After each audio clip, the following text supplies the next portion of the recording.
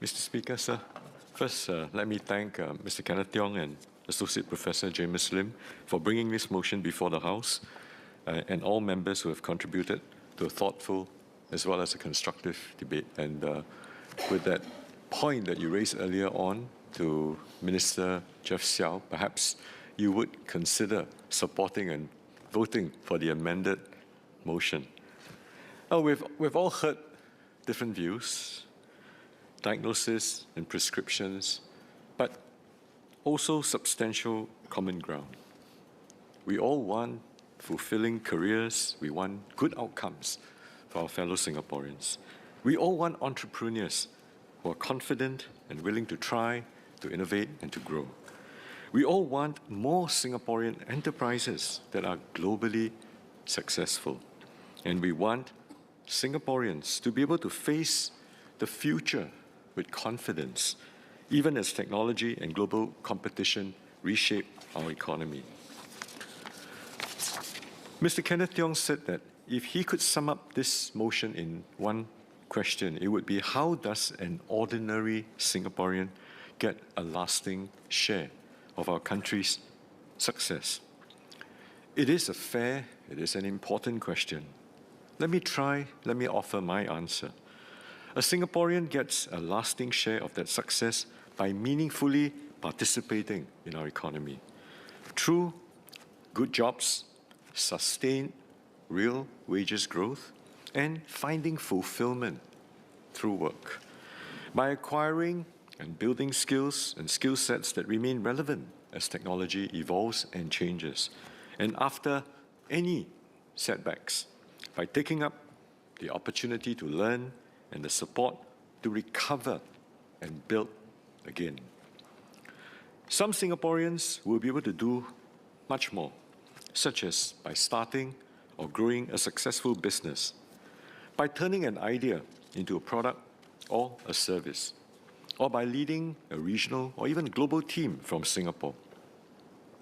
Our people shape the economy, but they are in turn shaped by the economy itself. Singaporeans are not mere passive beneficiaries of economic growth. They have never been that. We would never have gotten here if our people had been inert digits. Our people have always been active participants, contributors, builders, and owners of this island nation. And this has always been at the heart of Singapore's economic strategy. The ultimate purpose of our economic strategy has never been growth for growth's sake. It is really about whether that growth pervades and percolates through the broader economy, that it improves people's lives through good jobs, rising incomes, social mobility, and the resilience to withstand setbacks. By these measures, the Singapore model has delivered over successive generations. Our responsibility now is to ensure that it continues to deliver in a very different, changed world. The Economic Strategy Review is guided by three imperatives: sharpen Singapore's value proposition, enhance the agility and adaptability of our firms, workers and institutions, and build resilience alongside efficiency. Now, these are not abstract concepts. They are about widening practical pathways to success. Can someone with an idea, whether a research breakthrough, a new service, an F&B concept, or even a franchise opportunity, find the mentorship, the first customer, and the capital to build a viable enterprise? Can an SME adopt technology and scale? Can a professional gain the international exposure needed to lead a global business? Can a worker acquire relevant skills before being displaced or find a credible path back into meaningful work after losing a job? The ESR is about strengthening these pathways. Not everyone will follow the same path. Associate Professor Kenneth Goh made a useful distinction. Fairness rather than equality alone should guide policy. It means preventing disadvantage from becoming entrenched while calibrating opportunities and support for different needs and for different circumstances. Mr. Speaker, allow me to speak and share about my own personal journey before I was elected as an MP in 2020. I began my own entrepreneurial journey when I was around 27.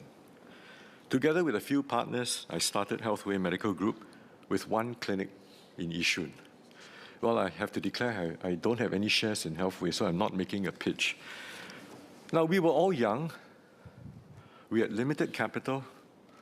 We had zero experience in starting a business. Nor did we have the wide range of support schemes which startups today can draw on. There was no certainty that our venture would succeed. We were doctors, and I can tell you our medical training did not include courses on how to build a business organization. We had to learn on-the-go operations, finance, people management, and quality control. In time, we also had to learn how to build an institution that could endure beyond ourselves. Some of the earliest companies that gave us a chance were MNCs, like Sony, Aiwa, Shimano, Asahi TV Glass, Hewlett-Packard, and Procter & Gamble. In fact, a few of them no longer exist in Singapore. They were large at that time. They were established global companies.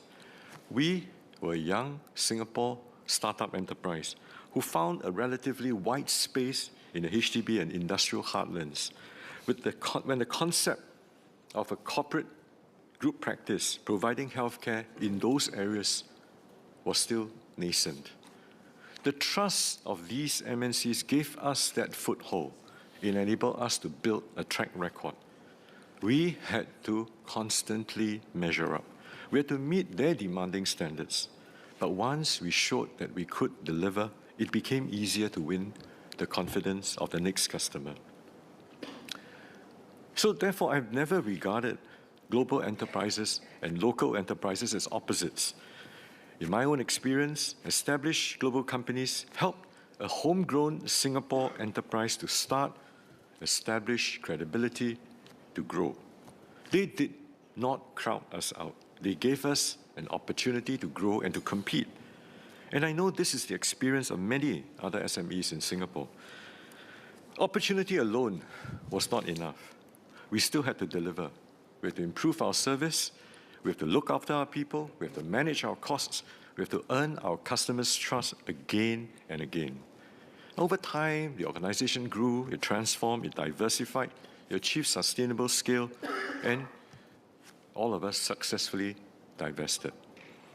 Later, I built, I transformed, and scaled organizations at a much larger and a more international level.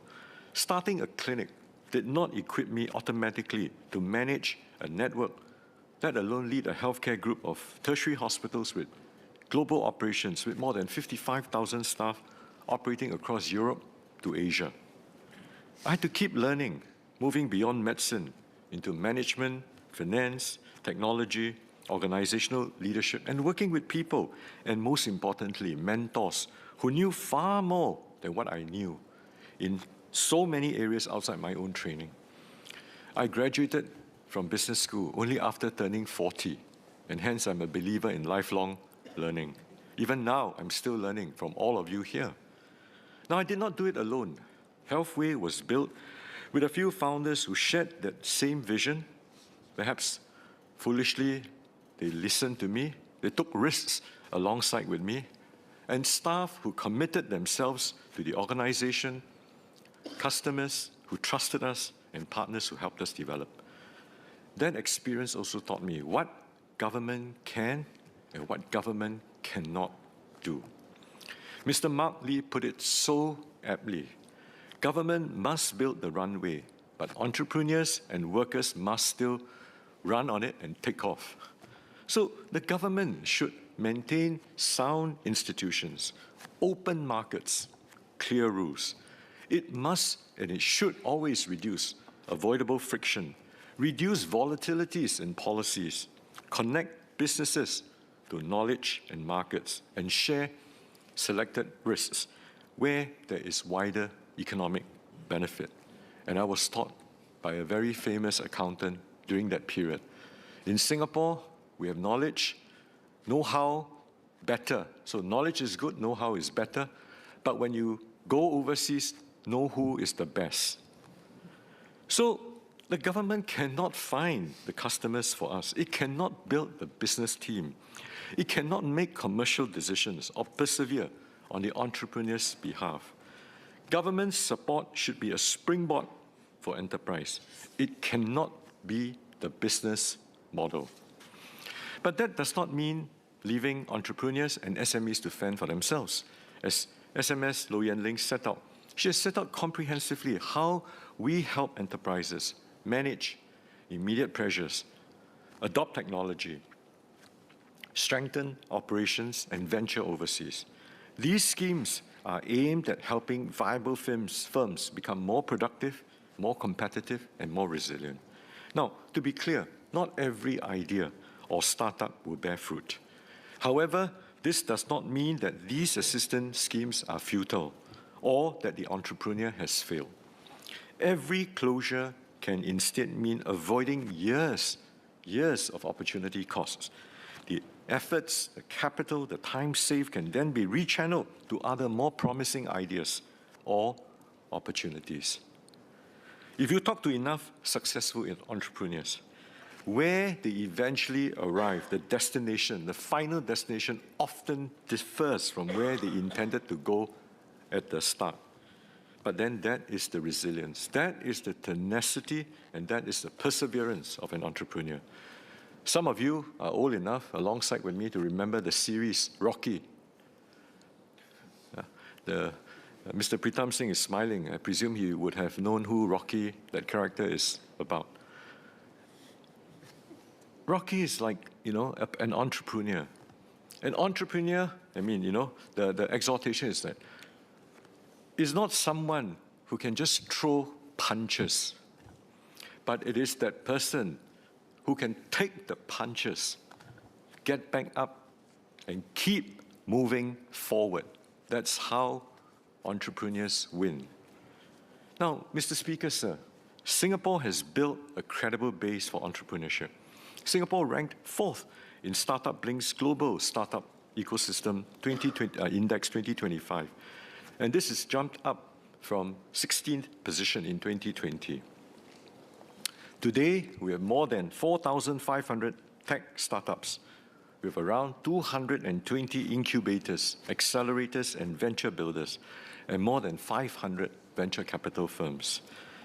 Now, our ambition cannot be measured only by how many companies are formed. It has to be measured by how many good ideas become viable businesses, how many viable businesses can scale, and how many anchor capabilities, intellectual property, and good jobs in Singapore. Entrepreneurs must cross several difficult gaps. I want to say the list is not exhaustive, but generally the entire journey involves 5 difficult crossings, from aspiration to the first venture, from an idea or research breakthrough to innovation and enterprise, from a product or service to a first customer, from early traction to sustained scale, and from a strong base in Singapore to markets around the world. Government policy can undoubtedly help at each stage, but what it cannot do is it cannot make the journey risk-free. Now, let me explain a bit. The first gap is between aspiration and a first venture. To address this, Startup SG founder provides startup capital to first-time entrepreneurs alongside mentorship and communities to help founders learn, build the confidence, navigate different stages of growth.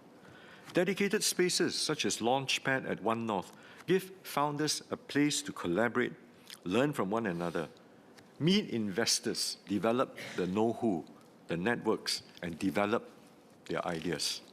The aim is not to make everyone an entrepreneur.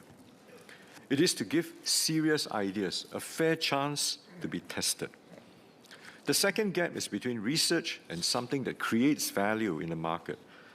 Many of tomorrow's founders may not begin in a clinic, in a shop, office, but in a lab. And their initial asset may be a scientific discovery, a medical device, a new material, software, or intellectual property developed through years of research. Now, as a medical doctor, I know that a good scientific result is not yet a treatment. A promising prototype is not yet a product, and a good product is not yet a sustainable company. Research creates knowledge. Innovation applies it. Entrepreneurship takes it to market. Scale allows it to create wider economic and social impact. Our long-term investments, therefore, in the RIE space, research, innovation, and enterprise, are producing results. Government spending has catalyzed greater private sector R&D. Industry R&D employment has grown to over 30,000, with locals filling more than 70% of these roles. And over the past 5 years, technologies from A-Star and our universities have spun off more than 300 companies. But creating knowledge is only part of that journey. The harder task is how do we translate research into products, into businesses and economic value. Now we are strengthening this translation in several ways. Through the Technology for Enterprise Capability Upgrading, or TUP program, A-Star research scientists and engineers can be seconded to support local SMEs R&D projects for up to 2 years. We've also established translational platforms that bridge research and commercialization. Through platforms such as MedTech Catapult and our semiconductor innovation facilities, companies can prototype, they can test, they can commercialize new technologies without bearing the full costs themselves. Translation also takes place when our public researchers work with leading global companies and local suppliers. The Smart Manufacturing Joint Lab, which is established by Rolls-Royce and the Singapore Aero Engine Services and A-Star, or we call it SASL in short, is one example. The collaboration has developed new technologies that improve fan blade manufacturing, aircraft engines, maintenance, repair, and overhaul. It has also enabled local SMEs to qualify as suppliers to global aerospace companies. This is how, therefore, we anchor investments deeply in Singapore. We do not simply host production. We connect global companies with our researchers and our local suppliers. That is how knowledge is translated into industrial capability, and local companies gain pathways into global supply chains. And under RIE 2030, we have upped the ambition. We will strengthen these connections even further. We will commit 37 billion Singapore dollars over the next 5 years, supporting both fundamental research and stronger translation in areas such as semiconductors, transport, healthy longevity, and decarbonization.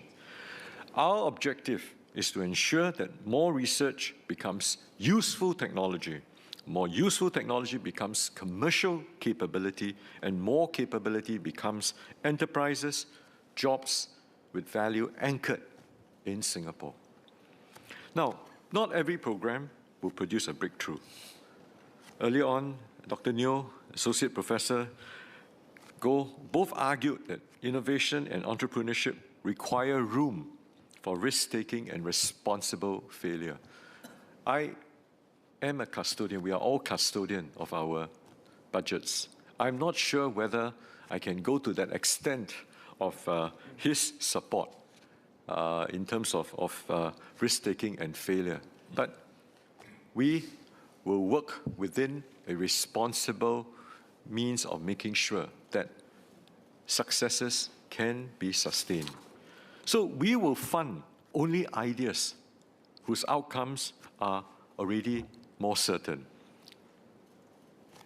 But we also cannot afford to only fund those outcomes that are already certain, because if we just do that alone, we will miss many of the breakthroughs that could define the future. This risk-taking, therefore, must be and will be matched by discipline. Government must invest in areas where Singapore can build meaningful advantages. We call this our right to play. Researchers must remain rigorous.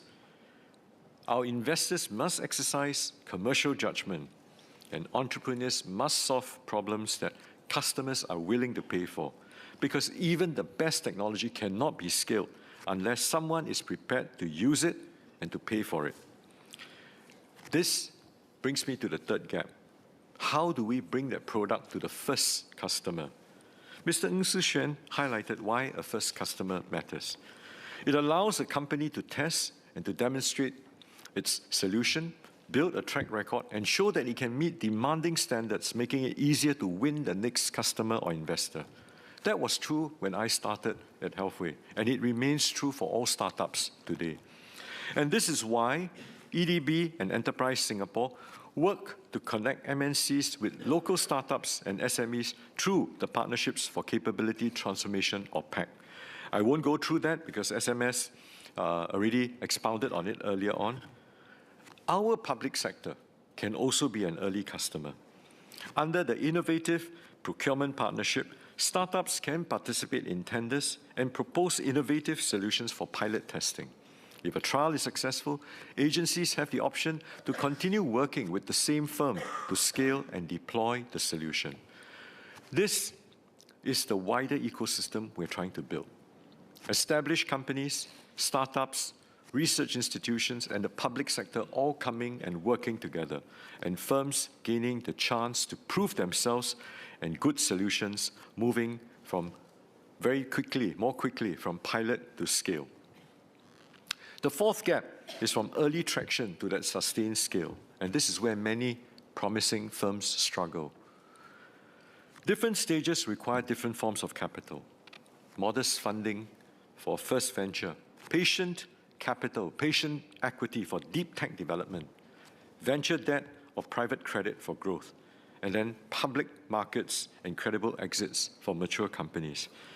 So the entire financing journey, as I've just shared, we have therefore strengthened all that support.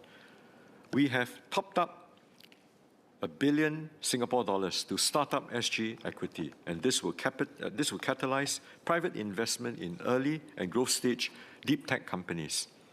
The ESR also recommends developing venture debt and private credit alongside venture capital. For mature companies, the equities market review and a second $1.5 billion tranche of the anchor fund will support stronger public markets and higher quality listings. Now, all these successful exits, they recycle capital, expertise and confidence and trust, reputation into new ventures. But let's not just focus on finance alone, because finance alone does not build great companies. Public capital should crowd in commercial capital and expertise, not replace them. The risks must still be properly understood and borne. Governments cannot and do not create champions just by simply writing larger checks.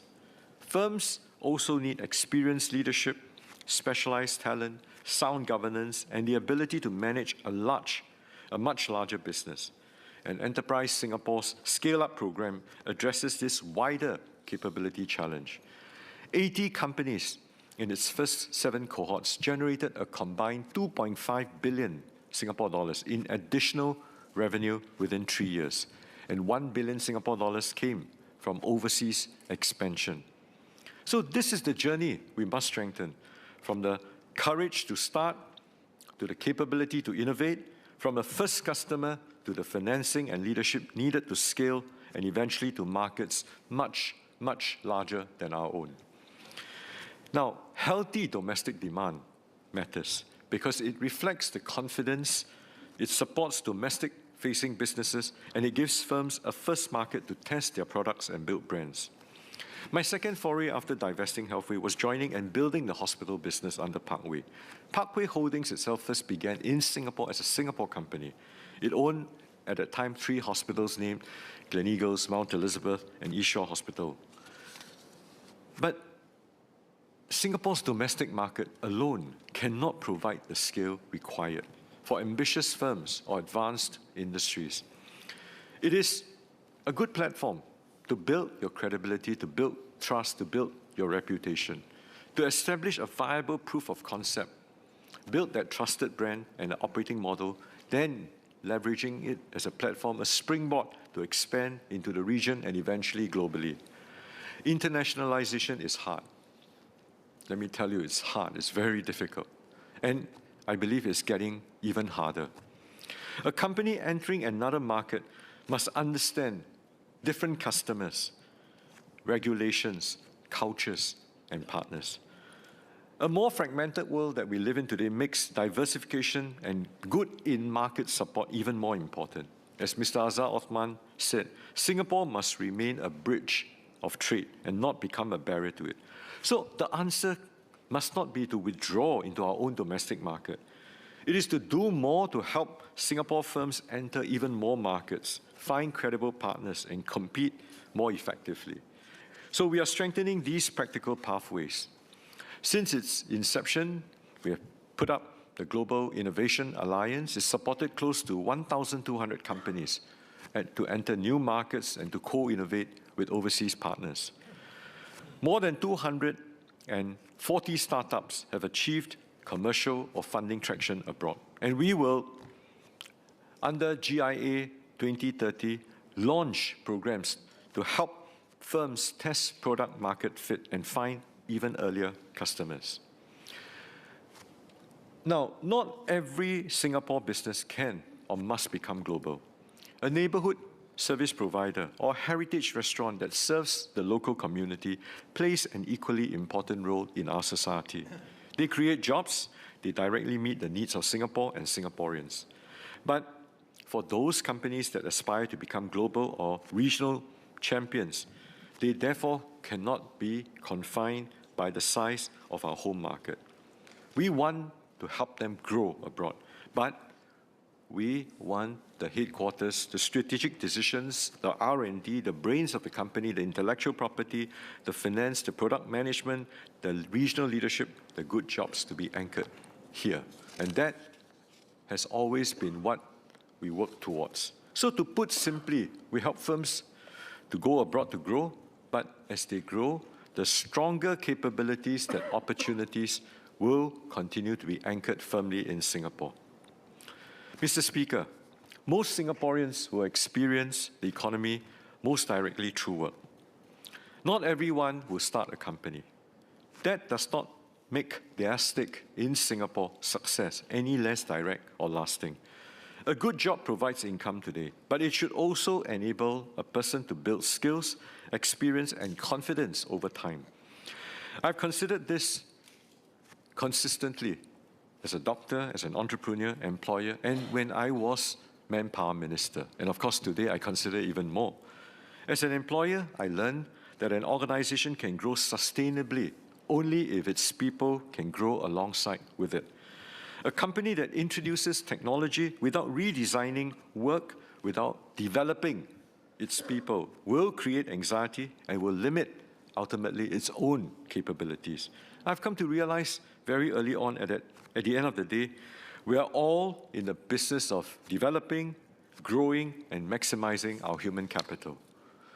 As manpower minister, I met workers for whom disruption was not abstract. A job loss raises fears about income, whether years of experience still count, whether one is too old to begin again, and whether the next job will use one's experience and abilities. These concerns are real. We should not answer them merely by pointing to aggregate statistics or the number of courses available. A course completed is not yet a successful transition. Dr. Wan Rizal put it well. Effort without direction creates frustration. Effort with direction builds confidence. And Associate Professor Terence Ho added that the gains from training and reskilling will not be fully realized until workers have the opportunities to apply what they've learned at work. So support would therefore have to begin earlier and connect to real opportunities. The ESR proposes career bridges, linking workers in at-risk roles to more resilient occupations through training, guidance, and job matching. The new SWDA will integrate these services. Employers must treat workforce transformation, redesigning jobs, training workers, and translating productivity gains into better work and progression. Workers, on the other hand, must take ownership too. The government can make training accessible, employers can create opportunities, and unions, the labor movement brothers and sisters, can support the workers. But no institution can learn on a person's behalf. I had to keep learning as the organizations I led became more and more complex. Singaporeans will increasingly have to do the same, deepening expertise, moving into hybrid roles that combine AI with sector knowledge, making mid-career transitions, or becoming entrepreneurs later in life. Entrepreneurship is not confined to the young. Mr. Maurice Chang founded TSMC, one of the world's most successful semiconductor company, at 55, after 25 years at Texas Instruments. And this shows how accumulated knowledge and judgment can underpin reinvention later in life. Our careers will become less linear, but they did not become less meaningful. Financial support during unemployment or retraining gives individuals and families breathing space, but it must be connected to a pathway forward. Our objective must be to help each person return confidently to sustainable work, not merely to make unemployment more bearable. We will not be able to promise that every job will remain unchanged. I don't think we can, or should we even try to do that? Hold back technology merely to freeze roles in place. But what we will do, what we promise to do, and what we will endeavor and give of our best efforts to do is to help every single worker prepare earlier, acquire relevant capabilities, find credible next steps, navigate change without being left alone, because every worker matters. That is how a worker obtains a lasting share of economic success, not only through compensation after disruption, but through the enduring ability to contribute, to earn, to adapt, and to progress. Mr. Speaker, let me just return to Mr. Tiong's question. How does an ordinary Singaporean get a lasting share of our country's success?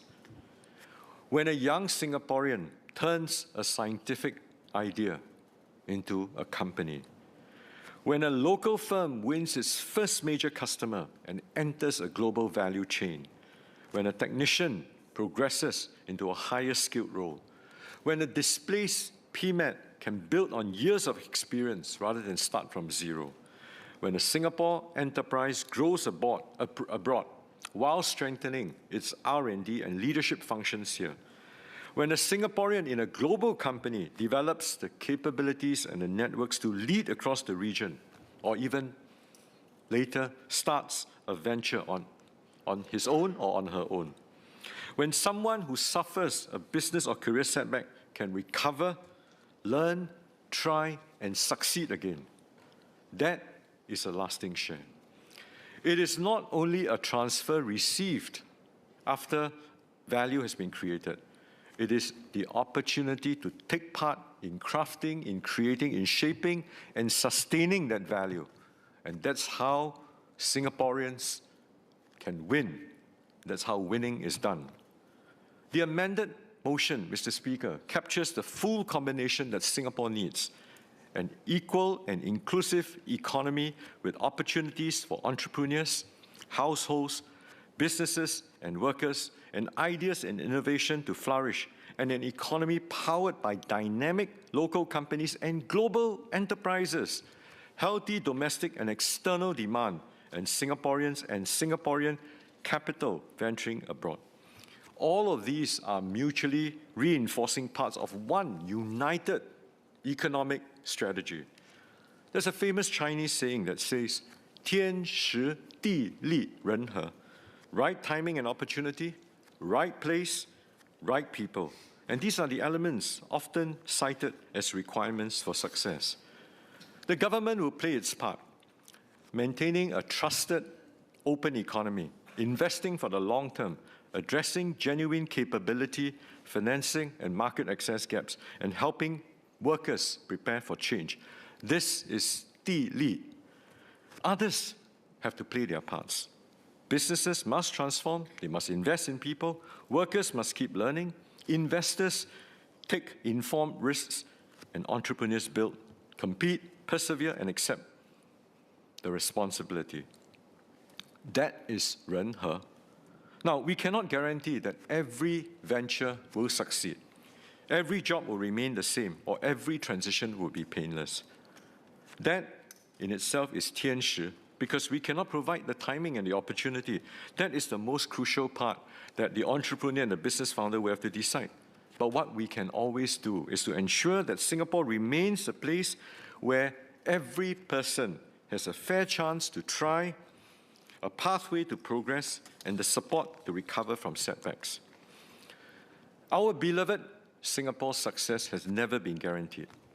Every generation had to build it by staying open, learning faster, taking calculated risks, and pulling together when circumstances become difficult. The next chapter will demand that same spirit. The economy of the future will not be powered by one type of company, one source of demand, or one government program. It will be powered by all fellow Singaporeans who can build, who can lead, they can own, they innovate, adapt, and grow. That is how we secure the best future for Singapore, and that is how we will ensure that Singapore's future economy truly works for all Singaporeans. With that, Mr. Speaker, I support the amendments and the motion as amended. Thank you.